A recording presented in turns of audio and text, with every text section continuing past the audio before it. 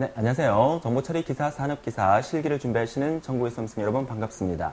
자, 이번 시간에는 첫 번째 시간으로 알고리즘의 개요와 이해라는 제목으로 함께 해볼 텐데요.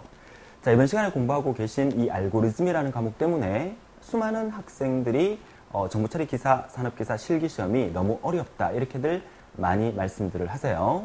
자, 하지만 이 정보처리, 산업기사, 기사, 기능사 이런 정보처리 자격증 실기시험의 제도가 과거 2005년도부터 현재까지 알고리즘, 데이터베이스, 업무 프로세서, 신기술 동량, 전산영어 이렇게 5과목으로 시행이 되어 왔었습니다. 초창기에 2006, 7, 8년 정도만 해도 알고리즘 부분이 어떤 식으로 문제가 나올지 몰라서 수많은 학생들과 또 수많은 선생님들이 문제 준비하고 또 수업 준비하고 공부하는 데 많이 힘들어 했던 건 사실입니다. 자, 하지만 지금은 과거 기출문제가 한국산업인력관리공단 측에서도 반복 출제하는 경향이 있기 때문에 여러분들이 수업만 충실히 열심히 따라와 주신다면 충분히 합격할 수 있으시고 알고리즘 30점 배점 분량도 만점을 받을 수 있을 거라 믿어 의심치 않습니다. 저만 믿고 끝까지 함께 따라와 주시길 바라요. 자, 우선 본격적인 수업에 들어가기 전에 일단 여러분에게 자부심 하나를 제가 알려드릴 건데요. 여러분 혹시 아세요? 정보처리 기사, 산업기사 자격증이 역사가 어느 정도 됐는지 아마 이 말을 들으면 깜짝 놀라실 거예요. 정보처리 기사, 산업기사 자격증은 1974년도에 시작이 되었어요. 탄생이 됐다는 얘기죠. 올해 나이로 따지면 40이 훌쩍 넘은 그런 자격증이라고 볼 수가 있겠습니다. 사람들은 흔히 이런 얘기를 많이 합니다. 시대를 잘 타고나야 한다. 여러분도 만약에 시대를 1970년 후반 또는 80년대에 이 정보처리 기사, 산업기사 자격증을 취득하셨다면 아마 모르긴 해도 대기업의 전산실의 특채로 입사하지 않았을까 그렇게 생각을 하네요. 지금은 그 정보처리 기사, 산업기사의 자격증의 효율성이 많이 떨어져서 그 자격증의 가치가 과거만큼 인정해주고 있지는 않지만 그래도 우리는 과거 그 명성을 가지고 좀 자부심을 가지고 이 자격증 자체가 그 수첩 형태로 나오면서 좀 여권처럼 생겼죠. 자, 이 자격증을 손에 딱 취득하는 순간 그 기쁨이라는 이런 말을 할 수가 없을 겁니다. 자, 물론 여러분들이 이 자격증을 취득하시려고 하는 그 목적은 들으신 학생들 모두 다 다르실 겁니다. 공무원 가산점이라든지 뭐 회사의 진급시험이라든지 여러 목적으로 자격증을 취득하시려고 지금 공부를 하고 계시겠지만 자격증을 취득한다는 것은 항상 기분 좋은 일이고요. 내 하나의 커리어에 작품이 될 수 있는 그런 부분이라는 거 잊지 않도록 하시고요. 열심히 따라와 주시길 바라요. 자, 알고리즘 저만 믿고 따라오신다면 30점 배점 만점에 30점 모두 맞는 걸로 함께 하시면 될 것 같네요. 자, 그러면 이 알고리즘이라는 이 과목을 우리가 공부하기 전에 제가 여러분한테 부탁드리고 싶은 게 하나 있는데요. 바로 이 컴퓨터라는 말입니다. 자, 여러분들은 이 공부를 하시면서 좀 크게 보셔야 할 필요가 있으세요. 무슨 말이냐 하면 우리가 지금 공부하고 있는 것은 정보처리 실기라는 과목을 공부하고 있지만 자, 정보처리 실기 과목 중에서 알고리즘이라는 부분을 공부하고 있지만 사실은 여러분들은 무엇을 공부하는 거다? 컴퓨터를 공부하는 거예요. 왜 이 컴퓨터라는 말을 제가 첫 번째 시간, 첫 번째 화면으로 여러분한테 보여드리느냐 하면 사고방식 자체를 조금 바꿔야 된다는 필요성이 있기 때문이에요. 예를 든다면 컴퓨터는 우리 인간이 만든 하나의 기계 장치에 불과하지만 여러분들 주위에 오늘날의 삶을 살면서 컴퓨터 없이는 아무것도 이루어지지가 않는 그런 세상이 벌써 돼버렸어요. 손에 들고 다니는 스마트폰처럼요. 자, 우리가 이 컴퓨터라는 것을 다루고는 있지만 컴퓨터가 구체적으로 어떤 원리로 동작을 하고 또 어떤 원리로 우리 인간에게 친숙하게 또 다가와 있는지에 대한 개념을 아시는 분들은 잘 없으시더라고요. 우리 정보처리 자격증을 준비하시는 여러분들은 알고 계셔야 합니다. 컴퓨터와 인간의 차이점은 인간은 생각하고 사고를 할 수 있다는 거지만 아직까지 컴퓨터는 생각과 사고를 할 수가 없어요. 자, 그렇다면 컴퓨터와 인간하고 비교했을 때 우리 인간보다 컴퓨터가 나은 점이 뭐가 있습니까? 예를 한번 들어볼까요? 우리 사람들에게 2 곱하기 5가 무엇입니까? 라고 묻는다면 2 곱하기 5요? 2, 5, 10. 우리는 구구단을 다 외우고 있으니까 2, 5, 10이라고 금방 대답을 하게 됩니다. 자, 그렇지만 컴퓨터에게 2 곱하기 5가 뭐냐라고 명령을 내린다면 컴퓨터는 이렇게 계산을 합니다. 2 곱하기 5니까 2를 5번 더해요. 2 더하기 2 더하기 2 더하기 2 더하기 2. 이렇게 해서 10이라는 값을 도출해내게 되는데요. 자, 그 이유는 뭐냐면 컴퓨터는 곱하기 나누기의 연산보다 더하기의 연산으로 이루어지는 거예요. 하지만 그 2 곱하기 5나 2 곱하기 만이나 수많은 그 복잡한 계산식을 엄청나게 빠른 속도로 이루어지기 때문에 금방 답이 나오는 것처럼 보이지만 실제로는 그렇게 좀 단순 무식하게 그렇게 계산하는 게 바로 컴퓨터의 원리예요. 자, 그래서 여러분께서 알고리즘을 공부하는 이 시간만큼은 컴퓨터는 어떤 식으로 생각하고 어떤 식으로 계산 결과를 도출하는지 그 생각을 가지셔야만 좀 더 이 알고리즘을 쉽게 접할 수 있지 않을까. 자, 그렇게 생각을 합니다.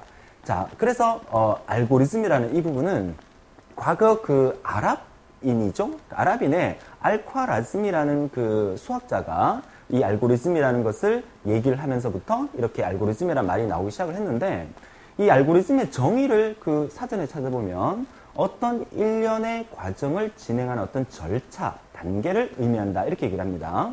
자, 우리는 정보처리 기사, 산업기사 실기를 준비하시면서 컴퓨터가 어떤 명령을 내렸을 때 그 명령은 어떤 순서와 어떤 절차로 이루어져 있는지 그 부분을 분석해내기 위해서 우리가 시험을 치는 거기 때문에 이 알고리즘이라는 제목으로 공부를 하게 되는 거죠. 자, 그렇다고 해서 지금 현재 강의를 듣고 계시는 대부분의 사람들은 아마 비전공자일 테죠. 자, 비전공자에게 이 알고리즘이라는 말을 그냥 갖다 밀면은 좀 부담스러워요. 이 알고리즘 도대체 뭐야? 근데 이렇게 생각하세요.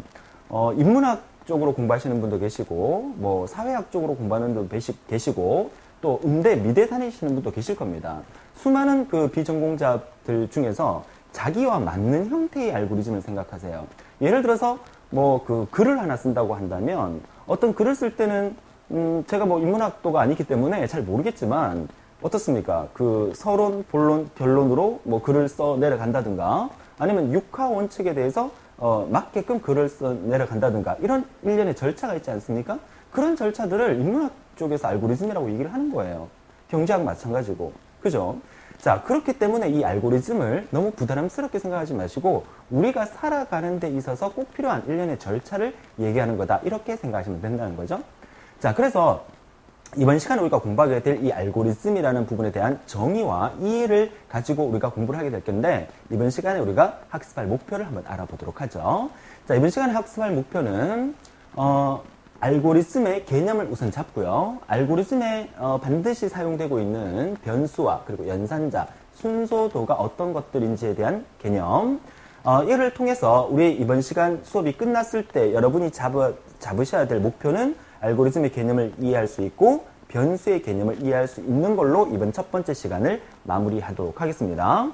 자, 이 첫 번째 시간 사실 시험에 나오느냐? 안 나옵니다. 하지만 이 강의가 여러분 머릿속에 딱 배어 있어야 다음부터 시험에 나오는 부분을 강의를 해 드릴 때 여러분 머릿속에 쏙쏙 들어오게 될 거고 그 부분을 충분히 쉽게 이해할 수 있다는 거죠. 막 급히 시험 날짜 얼마 안 두고 공부하시는 분들이라도 이 강의는 반드시 듣고 여러분의 필요한 부분을 찾아서 공부할 수 있도록 그렇게 해달라는 거 다시 한번 부탁을 드리겠습니다. 자, 활기찬 마음으로 주위에 산만한 거 다 없애주시고요.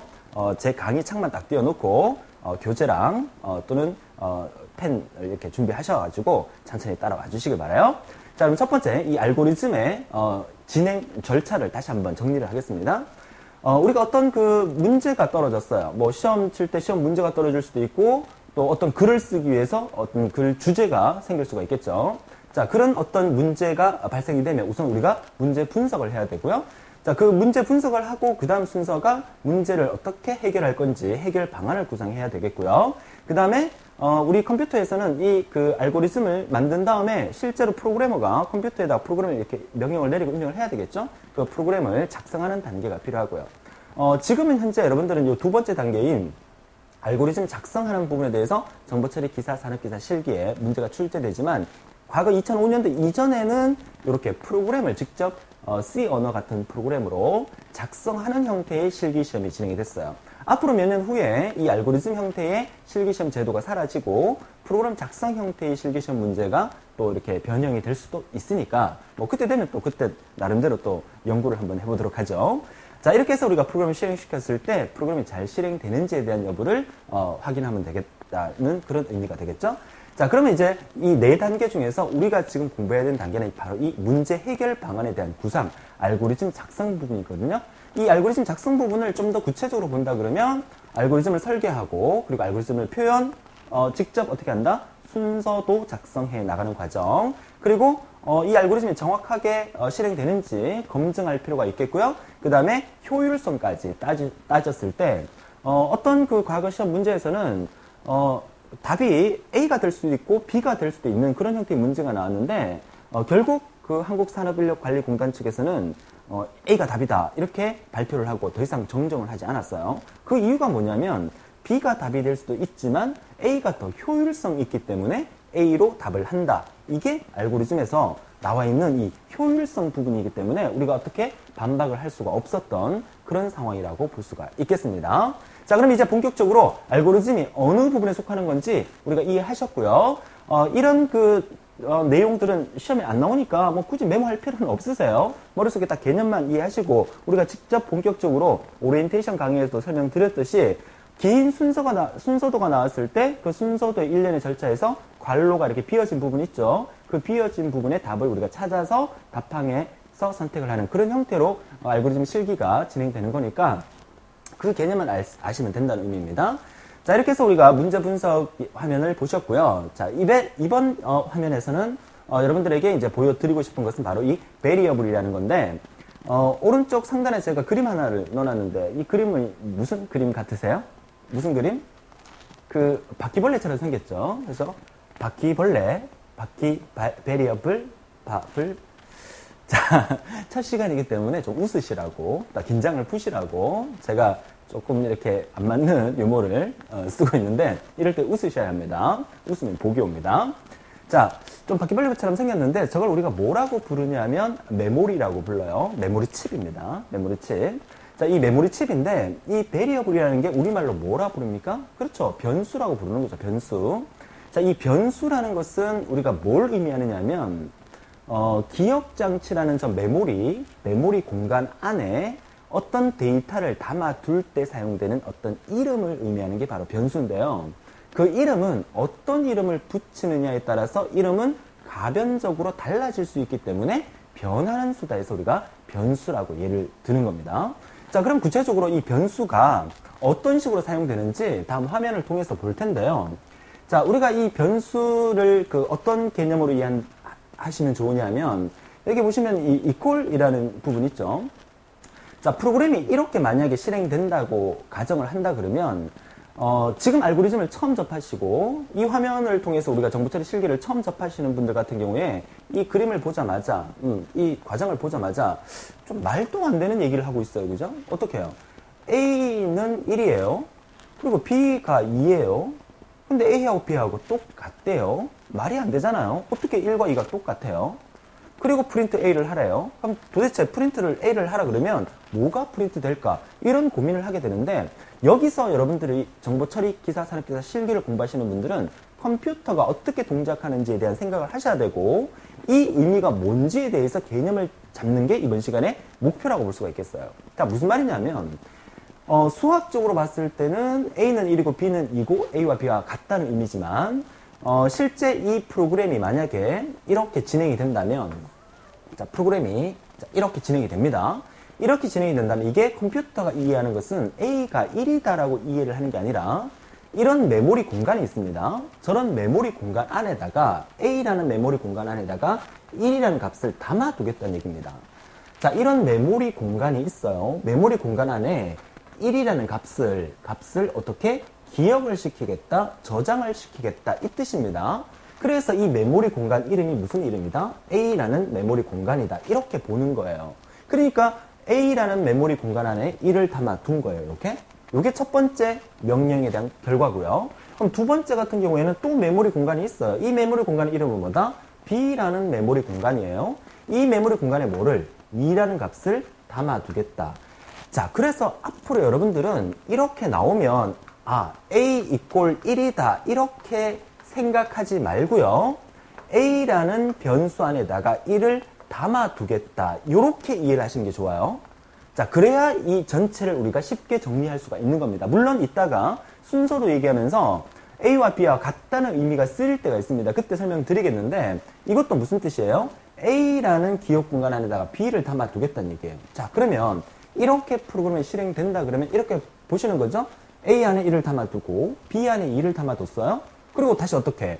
B라는 값을 A에 다시 담아두는 거예요. 컴퓨터는 항상 마지막 걸 기억해요. 현재 A 안에 1이 담겨져 있었지만 이 세 번째 과정이 거치면서 B 안에 담겨있는 2라는 값을 다시 어떻게? A라는 기억 공간 안에 집어넣어버린 거죠. 그러면 1이 사라지고 이 안에 B 값이 들어가게 되는 거예요. B 값이 얼마였어요? 2였죠? 2가 들어가는 거야. 자, 그렇게 되면 실제로 이 A라는 공간에 마지막으로 남게 되는 거는 2라는 값이 남게 되는 거죠. 자, 그래서 프린트 A 하게 되면 정답은 2가 프린트가 된다는 사실을 여러분이 반드시 기억을 하셔야 된다는 얘기죠. 간단한 절차지만 우리가 알고리즘에서 표현하고 있는 이런 수치들이 어떤 의미를 가지는지를 반드시 기억을 하셔야 된다는 거예요. 단순하게 생각해서 우리가 여기다가 이꼴 대신에 이런 말을 쓸 수도 있었습니다. 이런 기호를 쓸 수도 있었습니다. 하지만 문제는 뭡니까? 이따 순서도에서도 얘기하겠지만 여기 키보드예요. 키보드에 이런 기호가 물론 워드 프로세서나 여러분 잘 아십니까? 한글에 잠한자 누르고 이렇게 특수문자 뽑아내는 거 있죠? 그렇게 해서 저 기호를 뽑아낼 수는 있지만 단순하게 키보드에서는 이런 기호가 없어요. 그죠? 이꼴이라는 기호는 있잖아요. 그래서 그렇게 사용하기 시작을 했다는 거죠. 과거부터. 그래서 우리는 이 변수에 대한 개념과 이꼴의 의미가 집어넣겠다. 오른쪽에 있는 상수의 값을 왼쪽 변수에다가 기억시키겠다는 걸로 기억을 해달라는 것을 부탁을 드리는 거죠. 자, 다음 화면 한번 보도록 하죠. 자, 다음 화면 보시면 자, 오퍼레이터라는 말을 제가 보여드리는데요. 무슨 뜻이죠? 연산자입니다. 자, 그러면 아까 앞서 화면에서 보여드렸듯이 우리가 알고리즘을 진행하기 위해서는 변수가 필요하고 그리고 상수가 필요한데 중간에 뭐가 필요하다? 연산자라는 게 필요해요. 그 오퍼레이터라는 연산자의 종류에는 어떤 것들이 있는지 보도록 하죠. 자, 오퍼레이터 연산자. 자, 다음 화면에서 자, 오퍼레이터 연산자는 크게 산술 연산자와 관계 연산자로 나눠지는데요. 자, 이것도 여러분 보시면 다들 알아요. 곱하기 기호 저렇게 쓰는 거 맞죠? 우리 컴퓨터에서는 나누기 기호를 저렇게 슬래시로 씁니다. 수학적인 의미에서는 이 나누기 기호를 이렇게 쓰지만 컴퓨터에서 나누기를 슬래시로 씁니다. 그리고 더하기, 빼기. 자, 이거는 뭡니까? 거듭, 제곱, 지수승이죠? 자, 지수승은 저렇게 삭감 모양을 쓰는데 우리가 보통 2의 제곱이다, 2의 2승이다 이렇게 표현하는 것을 컴퓨터가 표현할 때는 2 삭간 2 이렇게 표현합니다. 됩니까? 자, 이게 바로 컴퓨터의 기호인데 이거 역시 마찬가지로 앞서 말씀드렸지만 키보드에 이 나눗셈 기호가 없고요. 키보드에 이 거듭제곱을 이렇게 단순히 키보드를 이용해서 거듭제곱을 표현할 수 있는 방법이 없어요. 물론 워드 프로세서나 다른 프로그램으로 가능은 하지만 단순히 키보드는 할 수가 없다는 얘기입니다. 그렇기 때문에 키보드에 있는 이 삭갓이라는 기호를 이용해서 거듭제곱을 표현하는 거예요. 자, 오른쪽 관계연산자도 볼까요? 자, 이 꼴은 뭐다? 같다는 의미죠. 자, 이건 연산자이기 때문에 제가 앞서 변수에서 이 꼴이라는 것은 뒤의 값을 앞으로 집어넣는다라고 할 때 쓴다고 그랬지만 연산자로 사용될 때는 같다라는 말로 씁니다. 그 다음에 같지 않다를 우리가 수학적인 기호는 자, 이렇게 쓰잖아요. 자, 그 같지 않다를 컴퓨터에는 키보드에 이 기호가 없기 때문에 부등호를 열었다 닫았다 하게 되면 같지 않다는 의미를 포함을 시킵니다. 자, 크다는 의미 왼쪽으로 열려 있어야 크다는 의미고요. 자, 크거나 같다 이렇게 표현하고요. 작다, 작거나 같다 이렇게 표현한다는 거. 자, 앞으로 모든 그 순서도 또 알고리즘에서 이런 기호들이 자주 나오니까 우리 첫 시간이기 때문에 기호 알고 넘어가자고 해서 제가 보여드리는 겁니다. 자, 다음 화면 보도록 하죠. 자, 이번 화면에서는 플로 차트에 대해서 구체적으로 한번 보게 될 건데요. 플로 차트는 우리말로 하게 되면 순서도라는 말이죠. 자, 이 순서도의 종류는 상당히 많아요. 그 중에서 우리가 알고리즘 그 정보처리 기사, 산업기사 실기시험에서 출제되는 그 알고리즘 형태에서 나오는 기호 정도만 간단하게 보도록 하는데요. 자, 다음 화면에서 이 플로 차트 기호를 한번 보도록 할게요. 자, 이런 기호들이 이제 시험에 종종 나오게 되죠. 자, 이런 기호는 뭐 데이터베이스, 뭐 DB라는 기호, 데이터베이스 과목에서 종종 우리가 보게 될 거고요. 자, 이런 기호는 뭐야? 시작과 끝을 나타내는 거죠. 보통 스타트와 엔드. 자, 여러분 첫 시간이니까 지금 여러분들 열심히 막 필기하고 계시는 분들 계시는데요. 필기하실 필요 전혀 없습니다. 시험 문제에서 이게 뭐냐? 이거 시험에 안 나옵니다. 우리 첫 시간을 통해서 이 기호가 시작과 끝을 나타내는 기호구나. 이 정도만 개념 이해하시고요. 다음에 이제 알고리즘을 계속 보시다 보면 이건 단순히 여러분들이 알고리즘에서 이런 기호로 쓰이는구나 라고 개념 이해할 수 있을 테니까 지금은 그냥 재미있게 따라오실 수 있도록 하세요. 제일 많이 나오는 게 이거죠. 처리 기호입니다. 어떤 과정을 처리할 때 예를 들어서 이렇게 A equal B라고 여기 적었어요. 자, 이게 무슨 뜻이다? A하고 B하고 같다? 아니죠. B에 있는 값을 A에 넣겠다라는 뜻입니다. 자, 그런데 딱 한 기호에서는 이 equal이라는 과정이 같다는 표현을 하는 기호가 있죠. 이게 비교 판단 기호인데요. 비교 판단 기호 이 안에서 A equal B 이렇게 들어가 있다면 얘는 A하고 B하고 같으냐라고 묻는 겁니다. 자, 다시요. 자, 똑같이 A equal B, A equal B라고 적혀 있지만 직사각형이라는 처리 기호 안에서는 의미가 B에 있는 값을 A에 담아라 라는 의미로 사용되고요. 마름모 안에 들어있을 때는 B에 있는 것을 A에 담아라가 아니라 A하고 B하고 같으냐라고 물어요. 그러고 난 다음에 이렇게 화살표를 이렇게 내립니다. 이런 식으로. 앞으로 많이 보게 될 겁니다. 여기다가 만약에 yes라고 적고요. 여기다가 no 이렇게 적어요. 어떤 시험 문제에서는 이쪽에서는 true, 참값이라는 뜻이죠. 여기는 뭐야? false. yes, no 대신에 true와 false 이렇게 나올 수도 있습니다. 이게 무슨 말이냐면 A와 B가 같으냐라고 물었을 때 이 조건을 만족할 경우에는 이쪽으로 진행을 하고 이 조건을 만족하지 않을 경우는 이쪽으로 진행을 하라. 이 뜻이에요. 됩니까? 마름모 안에서는 이 꼴은 같다는 의미로 쓰인다는 거. 만약에 이렇게 되면 A하고 B하고 아까 앞에서 같지 않다를 어떻게 표현한다 그랬었죠? 이렇게 표현한다 그랬었죠. 이렇게. 같지 않다를. 자, 이러면 뭡니까? A하고 B하고 같지 않으면 이쪽으로 가고요. A하고 B하고 같으면 이쪽으로 가라는 얘기예요. 반대 의미니까. 자, 이런 부분들이 앞으로 많이 나오게 될 거기 때문에 순서들을 통해서 미리 보여드리는 거고요. 자, 이 기호도 많이 보게 될 겁니다. 반복문에 사용되는 겁니다. 반복문. 얘는 이제 어떤 그 준비를 하는 과정, 얘는 출력하는 과정에 쓰이는 거니까 앞으로 이제 많은 순서들을 보시면서 이해하시면 되니까 여기서는 이런 게 있구나 정도만 기억하셔도 되겠습니다. 아주 쉽게 제가 풀어나가고 있습니다. 알고리즘은 어렵게 접근하시면 한없이 어렵고요. 쉽다 생각하면 한없이 쉽게 되는 거예요. 그래서 저만 믿고 따라와 주세요. 제가 좀 강의를 좀 부드럽게 진행하려고 많은 노력을 합니다. 여러분들이 수업을 들으시면서 직장인들은 퇴근하고 또 어렵게 막 피곤한데 이렇게 강의를 듣고 계시는 분도 계시고 또 이 사이버 강의라는 게 혼자서 이어폰을 꽂고 듣는 경우가 많기 때문에 좀 외롭고 또 옆에 같이 듣는 사람도 없고 하니까 심심하고 그런데요. 집중력을 높일 수가 있겠죠. 그러니까 막 제가 막 떠드는 것보다 여러분들하고 이렇게 1대1로 이렇게 수업을 한다는 그런 의미로 함께 이렇게 따라와 주세요. 제가 부드러운 남자, 부드럽게 강의를 합니다. 제 모토가 부드러운 강의, 이게 모토입니다. 자, 이렇게 따라와 주시면 되겠고요. 자, 두 번째 화면, 다음 화면 보도록 하죠. 자, 아까 앞서 화면에서 나왔던 그렇게 막 뒤섞여 있던 그 순서도를 제가 쫙 정리를 했는데요. 그래서 1년에 하는 절차를 한번 만들어서 예를 한번 보여드리려고요. 너무 처음부터 어렵게 진행하고 처음부터 A가 어떻고 B가 어떻고 어려운 알고리즘 보여드릴 수도 있지만 그것보다는 일상생활에서 여러분들이 보통 그 진행하고 있는 생활에서 좀 재미있게 표현을 해봤는데 화면 보시자마자 뭔가 느껴지십니까? 일어나서 잠자기까지 우리 보통 사람의 하루 일과를 시작과 끝으로 나타낸 거예요. 근데 오늘은 좀 특별한 날이다, 그죠? 특별한 날, 어떤 날입니까? 특별한 날이니까 세수도 하고, 보통 때 세수 안 하는 세수도 하고, 화장도 좀 하고, 그러고 가니까 이제 비교 판단문이 나오네요. 상대가 누구냐? 이렇게 나오는데, 여기다가 이렇게 적어볼까요?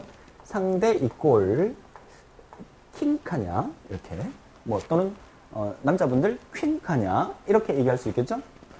네, 상대가 우리가 저기 소개팅을 하러 나갔었어요, 그죠? 소개팅을 나가서 상대가 킹카냐? 그럼 어떻게 해요? 뭔가 좀 더 해야 되겠죠? 상대가 별로 마음에 안 들어요. 뭔가를 더 할 필요가 없겠죠? 바로 집으로 갑니다. 그러니까 이게 보통 우리 그 인간이 일상생활을 살면서는 항상 이 비교 판단을 많이 하게 됩니다. 내가 계단을 내려갈 때도, 그죠? 2칸씩 내려갈까? 1칸씩 내려갈까? 길을 갈 때도 이쪽 길로 갈까? 이쪽 길로 갈까? 어디를 갈 때도 지하철을 탈까? 버스를 탈까? 우리 인간의 머릿속에는 항상 비교 판단해서 내 머릿속에 명령 내리는 걸로 yes 하면 yes로 가고 no 하면 no 쪽으로 가는 그런 생활이 반복되는 거죠. 자, 어떻습니까? 상대가 마음에 들었어요. 같이 저녁도 같이 먹고 그 다음에 어떤 일도 하고 자, 그 다음에 뭐 다 했으면 집에 가고 일기 쓰고 잠자기 이런 과정일 거고요. 마음에 들지 않으면 죄송한데 제가 오늘 바쁜 일이 있어서 해서 바로 집으로 가는 이런 절차인데 만약에 이런 문제가 시험에 나오지는 않겠지만 이게 시험에 나왔어요. 여러분 여기 답을 뭐라고 쓸까요? 물론 객관식이 있을 겁니다. 객관식 뭘 적어볼까요? 커피 마시기, 커피 마시기, 뭐 영화 보기, 영화 보기 어떻습니까? 답이 이거일까요? 이거일까요? 이거는요, 이게 될 수도 있고, 이게 될 수도 있는 겁니다. 그렇죠? 뭐, 이거랑 이거랑 상관없잖아요? 근데, 뭐, 이게 적절한 예가 될지 안 될지는 모르겠지만, 실제 여러분들이 나중에 알고리즘 문제를 보다 보면, 실제로 이게 답이 될 수도 있고, 이게 답이 될 수 있는 그런 상황이 벌어졌을 때, 반드시 여러분은 생각해야 될 게 어느 게 더 효율성이 있냐를 생각해 보실 필요가 있어요. 지금은 뭐 둘 다 뭐 밥 먹고 난 다음에 커피를 마시고 헤어지는 경우도 있겠고요. 밥 먹고 난 다음에 영화를 보고 헤어지는 경우도 있을 겁니다. 근데 뭐 요즘 그러나 모르겠는데 출제 이혼의 의도를 한번 파악해 볼게요. 출제 이혼이 한 뭐 40대고 50대예요. 밥 먹고 커피 한잔하고 집에 가는 게 보통인데 영화 본다는 거는 첫 만남에서는 요즘 젊은 세대들은 첫 만남에서 영화 같이 볼 수도 있겠지만 예를 들어서 말씀드리는 거예요. 첫 만남에서는 영화 잘 안 봐. 한 두 번째, 세 번째 만났을 때 영화 보는 거지. 첫 만났을 때는 밥 먹고 커피 한잔하고 집에 가는 게 보통적이야. 그럼 이게 답이 되는 거예요. 그래서 이거를 답을 했는데 틀렸다. 막 이렇게 농성을 하는 거예요. 그죠? 한국산업인력관리공단에 막 글을 올리면서 왜 이게 답이 안 됩니까? 막 이렇게 얘기를 합니다. 근데 제가 좀 적절하지 않습니까? 그러니까 예를 이렇게 든 거지만 실제로 이런 경우가 과거에 한번 발생을 했었어요. 그죠? 근데 결국은 한국산업인력관리공단에서는 답을 수정하지 않았습니다. 이 정보처리 실기에서는. 필기에서는 가끔씩 답이 수정되는 경우 있지만 실기에서는 한 번도 수정되는 경우가 없었습니다.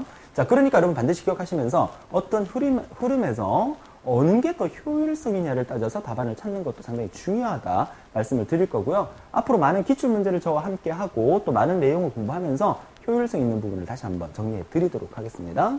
자, 여담이었는데 말이 좀 길었네요. 자, 다음 화면 보시겠습니다. 자, 이번 화면에서는 이제 제가 알고리즘 그 순서도 기본적으로 이제 본격적인 시험에 나오는 형태의 알고리즘을 이제 잠시 간단하게 보여드리는 건데, 뭐 이게 시험에 나온다는 얘기는 아니고요. 자, 어떤 의미입니까? A라는 기억 공간 안에다가 10을 담아두고, 그 다음에 B라는 기억 공간 안에다가 20을 담아둬서 A와 B를 출력하라. 자, 그러니까 결과는 뭐가 나온다? 10과 20이라는 값이 출력돼서 나오겠죠. 자, 두 번째 알고리즘 볼까요? 자, 두 번째 보니까 역시 A에다가 10을 담아두고 또 B에다가 20을 담아뒀어요. 그리고 물었어요. A하고 B하고 비교했을 때 A보다 크거나 같으면 A를 출력하고 그렇지 않으면 B를 출력하라. 이렇게 돼 있으니까 이건 뭐냐면 현재 이 알고리즘 순서대로 따라가 볼까요? A에 10을 담아두고 B에 20을 담아뒀어요. A하고 B하고 비교했을 때 A가 크거나 같습니까? 그렇지 않죠. 그럼 이렇게 오는 거죠. 그럼 뭐가 출력됩니까? B가 출력되겠죠. 20이라는 값이. 이렇게 됩니다. 자, 만약에 제가 한번 바꿔볼까요? 자, A를 20으로 두고 B를 5라고 뒀어요. 자, 이렇게 뒀을 경우에 쭉 내려오면 A가 B보다 크거나 같으냐? 맞죠? 자, 그러면 이렇게 내려와서 뭘 출력한다? 20이라는 A 값을 출력한다. 자, 그래서 이것도 하나의 알고리즘이 되겠죠. 어떤 알고리즘이 되는 겁니까? 그렇죠. 큰 값 출력하기. 이렇게 이름을 갖다 붙이는 거예요. 그래서 앞으로 여러분들이 알고리즘 많은 문제를 보다 보면 수열, 1부터 100까지 합고하는 수열, 알고리즘 중에서 달팽이 알고리즘, 피보나치 수열 알고리즘, 정렬 알고리즘, 수많은 알고리즘의 이름을 갖다 붙입니다. 자, 그런 것들이 전부 다 이거는 뭐야? 큰 값 구하기 알고리즘이다. 이렇게 이름을 갖다 붙이는 거예요. 이런 형태의 많은 것들을 여러분들이 앞으로 학습하시게 될 거라는 거 보여드리는 겁니다. 이렇게 하니까 어떻게 어렵지 않으시죠? 간단하게 따라와 주시면 되겠고요. 늘 자신감이 충만한 여러분이 되셔야 합니다. 자, 다음 화면 보시겠습니다. 자, 제가 지금 보여드리는 이 부분은 테마별로 공부하는 알고리즘입니다. 제가 여러분에게 보여드리고 제시하려고 하는 부분은 이 알고리즘은 테마별로 공부하는 게 좋지 않을까. 처음에는 저도 이렇게 생각을 했었어요. 여러분한테 이 알고리즘 강의를 제가 준비하고 시작을 하면서 이 알고리즘은 그래도 이렇게 처음 접하시는 분들이 많기 때문에 뭐 이렇게 기초과정, 뭐 중급과정, 고급과정 이렇게 진행을 할까? 아니면 뭐 또 다른 방법으로 진행할까? 나름대로 많이 연구하고 공부를 했는데요. 실제로 생각해 보니까 우리 정보처리 기사 산업기사는 자격증 시험이잖아요. 그러니까 과거 기출문제에서 반복 출제되는 경우가 많아요. 그래서 제가 제시하는 방법은, 여러분 알고리즘 공부하시는 방법은 테마별로 공부하라고 제가 이렇게 제시를 합니다. 알고리즘 테마별로 이제 수열 파트를 따로 묶어서 수열 관련된 알고리즘 한꺼번에 제가 강의를 해드리고요. 그 다음에 수학 관련 부분, 진법, 배열, 정렬, 그리고 나머지 기타 응용 알고리즘으로 해서 6개의 테마를 만들었어요. 그래서 앞으로 여러분들이 공부하시다가 나는 쭉 이렇게 기출문제 풀어보니까 정렬 부분이 나는 제일 약해. 그러면 정렬 파트를 찾으셔서 쭉 들어주시면 된다는 거예요. 그 다음에 나는 수열이 좀 약한 것 같아? 그럼 수열 부분 쭉 달아서 들어주시면 돼요.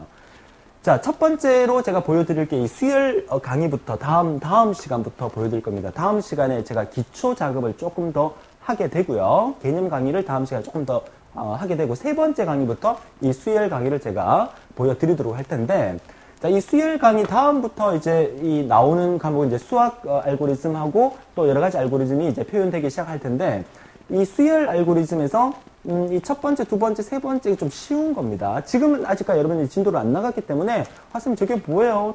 숫자 많이 나오면 저는 머리 아파요. 저는 초등학교 3학년 이후에 수학하고 이렇게 담을 쌓아서 숫자만 나오면 막 오빠 이탈라 그래요. 막 이렇게 말씀하시는 분들 계시는데 걱정하지 마세요. 이런 부분들을 제가 하나 둘 다 기본적으로 여러분들이 초등학교 한 4, 5학년 수준 된다. 뭐 기분 나쁘게 듣지 마시고요. 초등학교 4, 5학년 수준 된다 생각하고 아주 기초부터 수학적인 흐름부터 설명을 드리고 알고리즘 설명 드릴 거니까 처음부터 너무 부담 안 가지셔도 됩니다. 다시 제가 뭐라 그랬습니까? 저만 믿고 따라오라 그러셨죠? 자, 그래서 쭉 이렇게 좀 쉬운 부분, 또 마지막에 보니까 이거 뭡니까? 이거 피보나치 수열 같은데요. 이 피보나치 수열은 조금 까다로운 부분이 있긴 있어요. 수열 테마를 이용해서 제가 세 번째 강의 3강, 4강, 5강 진행하면서 수열을 모두 다뤄드릴 겁니다. 모두. 그러면 3강 좀 쉬운 수열, 4강 조금 중급 수열, 5강 조금 복잡한 수열, 어려운 수열 이렇게 나오겠죠. 그리고 다시 이제 6강으로 넘어가면 수학 알고리즘 파트로 넘어가겠죠. 그럼 수학 알고리즘에서 또 쉬운 수학 알고리즘, 또 초급, 중급, 고급 이런 식으로 테마별로 제가 묶어서 여러분한테 보여드리는 거니까 나중에 공부하시다가 필요한 부분을 쉽게 찾을 수 있도록 그렇게 제가 강의를 진행해 드릴게요. 자, 수열 다음에 또 어떤 테마가 있는지 한번 볼까요? 자, 그 다음 나오는 게 이제 수학 테마고요. 자, 수학 테마에서는 최대값, 최소값, 합계평균, 또 최대 공약수, 최소 공배수, 또 소수, 소인수 분해 나오는데 머리 아파하실 필요 전혀 없으세요. 역시 제가 최대 공약수 어떻게 구하는지, 최소 공배수, 소인수 분해 어떻게 하는지 먼저 간략하게 설명드리고, 그리고 알고리즘을 풀어나가는 형식으로 할 거니까 역시나 기본적인 더하기 빼기만 할 수 있으면 충분히 따라올 수 있다는 거 너무 겁먹지 않도록 합니다. 자, 수학 알고리즘이고요. 자, 다음 볼까요? 자, 다음은 진법입니다. 진법 변환. 이진수, 8진수, 16진수 진법 변환하는 과정. 자, 그 다음에 이어서 자, 배열. 자, 배열. 배열이라는 것은 화면에서도 보이시지만 뭐 직각 삼각형 만들기, 모래시계 만들기, 그리고 다이아몬드 만들기, 리얼자로 채우기, 뭐 매직 스퀘어, 마방진 뭐 이런 것들도 있으니까 재밌게 한번 보도록 하죠. 자, 이어서 나오는 부분이 정렬 부분입니다. 선택, 버블, 삽입, 병합, 정렬, 정렬 사총사에 대해서 알아보도록 하고요. 자, 정렬 테마 이어서 나오는 게 이제 응용 테마에서 앞에 5가지 테마에 속하지 않고 뭐 기타 여러 가지 등등을 이렇게 한꺼번에 묶어놨다고 보시면 되겠어요. 자, 응용 테마. 자, 이렇게 해서 테마별로 공부하는 알고리즘이라는 제목으로 제가 진행을 하게 될 거고요. 이번 시간은 첫 번째 강의 때문에 여러분한테 좀 자신감을 드리고자 제가 이렇게 강의를 해드렸고요. 이번 시간에 공부할 내용 중에서 여러분 반드시 알아야 될 거는 변수에 대한 개념, 그리고 순서도가 어떻게 흘러가는지 이런 부분만 기억하신다면 이제 다음 시간부터 조금씩 알고리즘을 심도 있게 접해보도록 그렇게 할 거예요. 이번 시간 한번 정리 한번 해볼까요? 우리가 지금 공부하고 있는 것은 무엇이다? 항상 벌써 잊어버렸죠. 항상 크게 보라고 말씀드렸어요. 크게 우리는 지금 컴퓨터를 공부하는 겁니다. 이 생각을 강의 끝날 때까지 잊지 않으셔야 여러분들이 컴퓨터의 생각을 가지고 알고리즘을 들여다보고 데이터베이스를 들여다볼 수 있기 때문에 좀 더 쉽게 접할 수 있다는 거 다시 한번 말씀드리는 거예요. 우리가 지금 공부하고 있는 건 뭐다? 컴퓨터를 공부하고 있는 거예요. 두 번째, 알고리즘을 왜 알아야 합니까? 컴퓨터는 그냥 야, 너 컴퓨터 어떤 명령을 실행해 라고 명령을 내렸을 때 얘는 바로 실행하는 게 아니에요. 일련의 절차를 가지고 얘기를 해줘야 그 절차에 따라서 진행하기 때문에 컴퓨터를 공부하는 여러분들은 컴퓨터에게 명령을 내릴 때 이런 알고리즘을 통해서 일련의 절차를 보여줘야 되기 때문에 알아야 되는 거죠. 변수란 뭐라고 그랬습니까? 그렇죠. 기억 공간의 이름표라고 말씀드렸고요. 연산자의 종류, 산술 연산자와 관계 연산자 비교해서 설명을 드렸습니다. 자, 순서도 여러 가지 있는데 반드시 알아야 될 거는 직사각형의 처리 기호와 마름모 모양의 판단 기호 안에 A는 B가 들어갔을 경우에는 그 의미가 조금 달라진다는 거 다시 한번 정리해 드리고요. 이어서 이제 마지막으로 테마별 알고리즘 학습법에 대해 설명드렸었죠. 여러분들 좀 더 어떻게 하면 쉽게 공부할 수 있을까? 어떻게 하면 나중에 공부하다가 내가 부족한 부분을 찾아 나가기가 좀 쉽게 할 수 있는 방법이 뭘까 고민하다가 테마별 알고리즘을 소개해 드리는 거죠. 자, 이렇게 해서 우리가 정리를 마무리했고요. 다음 시간에 우리가 배울 내용을 한번 체크를 하고 이번 시간 마치도록 하겠습니다. 자, 다음 시간에는 두 번째 시간으로서 변수의 종류와 배열 그리고 함수에 대해서 공부를 하게 될 건데, 함수 하니까 또 선생님 함수까지 해야 됩니까? 여러분 그 중학교 고등학교에 나오는 그 여러분이 싫어했던 함수 있죠? 그 함수가 아니고요. 기본적으로 우리가 int라는 함수라든지 나머지 구하는 mod라는 함수, 컴퓨터에 사용되는 함수를 얘기하는 거기 때문에 어렵지 않겠고요. 그 부분에 대해 정리하고 다음 시간에 가장 중요한 것은 배열이라는 공간 안에다가 데이터를 어떻게 또 담아둘 수 있는가, 그 부분이 상당히 중요한 부분이기 때문에 그 부분 위주로 정리해달라고 부탁드리겠습니다. 자, 어떻습니까? 알고리즘 첫 번째 강의 진행했는데 어렵지 않으시죠? 이 어렵지 않다는 이 기분이 마지막 강의 때까지 여러분이 이어질 겁니다. 믿고 따라와 주시길 바라요. 오늘 강의 여기서 마치도록 하겠습니다. 수고하셨습니다.